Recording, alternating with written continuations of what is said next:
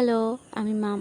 কেমন আছো সবাই? আশা করছি সবাই ভালো আছো আর সুস্থ আছো। অনেক দিন পর আমি আজকে একটু মন ভরে ঘুমিয়েছি। সেই কারণে সকালবেলা ঘুম থেকে উঠতেই ইচ্ছে করছে না। তবে যেহেতু অনেকটাই বেলা হয়ে গেছে আর আজকে অনেক কাজ আছে জানো তো। সকালবেলা ঘুম থেকে উঠে সবার আগে আমি কি করি জানো?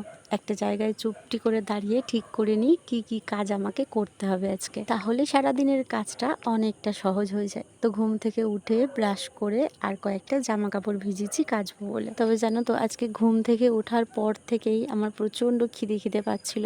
তার কারণ হচ্ছে আগের দিন রাত্রেবেলা আমি ভাত খাইনি আর আলু সেদ্ধ দেওয়া ছিল।